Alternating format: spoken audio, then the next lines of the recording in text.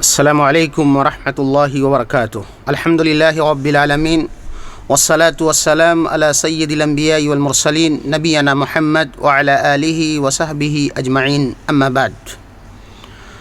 قال اللہ تبارک وتعالی ولا تصعر خدک للناس ولا تمشی فی الارض مرحا انک لن تخرق الارض ولن تبلغ الجبال طولا۔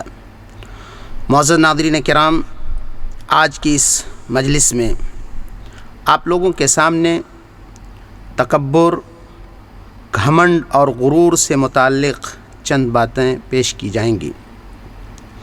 تکبر یہ عربی زبان کا لفظ ہے جس کے تعلق سے نبی کریم صلی اللہ علیہ وسلم نے فرمایا الکبر بطر الحق وغمط الناس۔ تکبر یہ ہے کہ انسان حق کا انکار کرے اور لوگوں کو حقیر سمجھے۔ ہمارے معاشرے میں بہت ساری بیماریاں پھیلی ہوئی ہیں۔ ان بیماریوں کا تعلق انسان کے جسم سے ہے یا پھر انسان کے قلب اور اس کے روح سے ہے۔ دل کی بیماریوں میں سے ایک خطرناک قسم کی بیماری تکبر ہے۔ یہ بیماری جس انسان کو لگتی ہے وہ بہت ساری مشکلات، بہت ساری پریشانیوں کا سامنا کرتا ہے، لوگوں کے بیچ اپنے آپ کو تنہا محسوس کرتا ہے۔ یہی وجہ ہے کہ اللہ رب العزت نے متکبرین کے تعلق سے قرآن کریم میں بطور خاص 3 مثالیں پیش کی ہیں۔ انسانیت کے باپ آدم علیہ الصلاۃ والتسلیم کو اللہ رب العزت نے جب پیدا فرمایا، علم کی بنیاد پر ان کی فضیلت ظاہر کی اور فرشتوں سے کہا کہ ان کے لیے سجدے تعظیمی بجا لاؤ۔ تمام فرشتے سجدہ ریز ہو جاتے ہیں، لیکن ابلیس کہتا ہے انا خیر منہ خلقتنی من نار وخلقتہ من طین، میں ان سے بہتر ہوں، اے اللہ تو نے انہیں مٹی سے اور مجھے آگ سے پیدا کیا ہے۔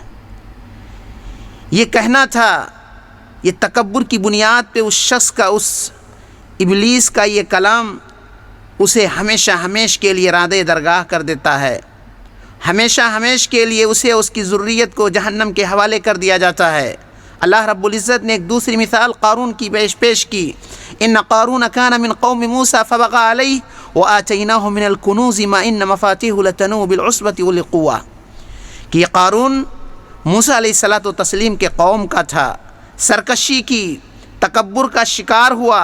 اللہ رب العزت نے اسے اس قدر خزانوں سے نواز رکھا تھا کہ ان خزانوں کی کنجیوں کو ایک بھاری بھرکم جماعت اٹھانے سے قاصر تھی، لیکن اس شخص نے کہا انما اوتیتہ علی علم عندی، یہ مال، یہ خزانے مجھے میری اپنی صلاحیت اور اپنے علم کی بنیاد پہ مجھے حاصل ہوا ہے۔ فخسفنا به وبدارہ الارض، اللہ رب العزت نے اسے تمام ساز و سامان کے ساتھ دنیا میں دھنسا دیا اور کسی نے بھی اس کی مدد کے لیے اپنے آپ کو نہیں پیش کیا۔ اسی طرح سے اللہ رب العزت نے قرآن کریم میں فرعون کی مثال پیش کی ہے، جو فرعون اپنے آپ کو انا ربکم الاعلی کہتا تھا، سب سے بڑا رب کہتا تھا، اللہ رب العزت کا مذاق اڑاتے ہوئے کہتا تھا کہ میں اپنے علاوہ تمہارے لیے کوئی معبود نہیں سمجھتا۔ یا حامان ابن لی صرحا لعلی ابلغ الاسباب اسباب السماوات فاطلع الی الہ موسیٰ وانی لاظنہ کاذبا، کہ اے میرے وزیر ایک ٹاور تیار کرو، میں وہاں چڑھ کر کے موسیٰ کے معبود کو دیکھوں گا، حالانکہ میں اسے جھوٹا سمجھتا ہوں۔ لیکن اللہ رب العزت نے جس قوم کے بچوں کو قتل کرتا اور عورتوں کو لوڈی بناتا تھا، ان کے سامنے اللہ رب العزت نے اسے ڈبو دیا، اور وہ یہ کہنے کے باوجود بھی کہ آمنت برب موسیٰ و ہارون، لیکن اس وقت توبہ کہاں قبول ہوگی جب کہ وہ جھانکنے کے عالم میں تھا۔ ناظرین کرام، یہ تکبر بہت خطرناک بیماری ہے۔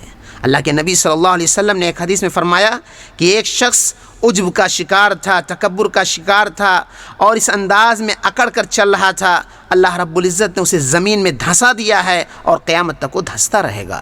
اسی طرح سے اللہ کے نبی صلی اللہ علیہ وسلم نے فرمایا کہ قیامت کے دن میدان محشر میں جو متکبرین ہیں، تکبر اور گھمنڈ کرنے والے ہیں، انہیں چونٹیاں کی شکل میں چوٹیوں کے انداز میں بنائے گا، صورتیں شکلیں تو انسان کی ہوں گی، اور انہیں جہنم کی طرف، جہنم کی ایک وادی کی طرف جس کا نام بولس ہوگا، جنہیں چاروں طرف سے آگ گھیرے ہوئے ہوں گے اور جنہیں جہنمیوں کا خون اور پیپ پلایا جائے گا۔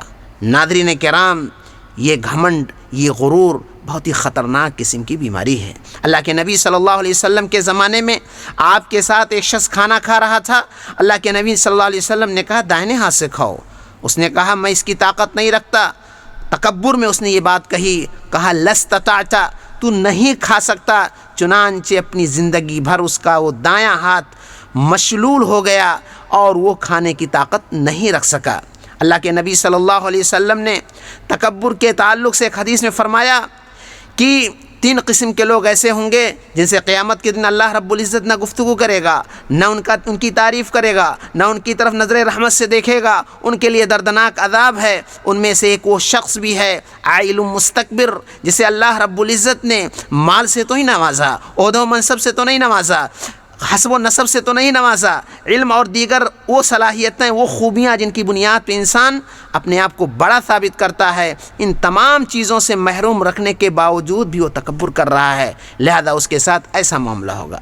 ناظرین کرام، یہ انتہائی خطرناک قسم کی بیماری ہے، اس سے بچنا ضروری ہے۔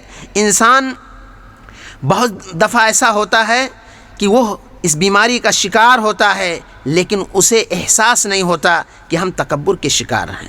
اسے ہمیشہ یاد رکھنا چاہیے، چاہے وہ مرد ہوں یا عورت۔ ایک ساس اپنی بہو کو کمتر سمجھتی ہے، وہ یہ سوچتی ہے کہ اس کی بات کو ہم کیوں مانیں، یہی تو تکبر کی علامت ہے۔ لوگوں کو حقیر سمجھنا اور حق کا انکار کرنا، یہی تکبر ہے۔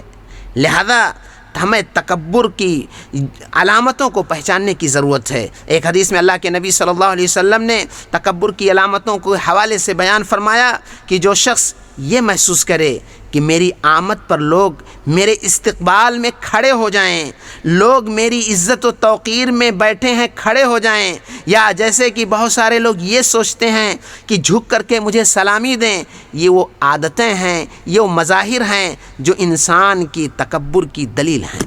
لہذا ہمیں اس خطرناک بیماری سے بچنا چاہیے۔ اس دنیا کے اندر انسان کو اللہ نے جو صلاحیتیں دی ہیں یہ سب فانی ہیں۔ احنف بن قیس نے کیا بہترین بات کہی تھی کہ انسان تکبر کیوں کرے، وہ تو پیشاب کے راستے سے 2 دفعہ نکلا ہے، نطفے کی شکل میں اپنے باپ کے پیشاب کے راستے سے اور ولادت کے وقت اپنے ماں کے پیشاب کے راستے سے۔ لہذا کس چیز سے پر اسے تکبر کرنا چاہیے؟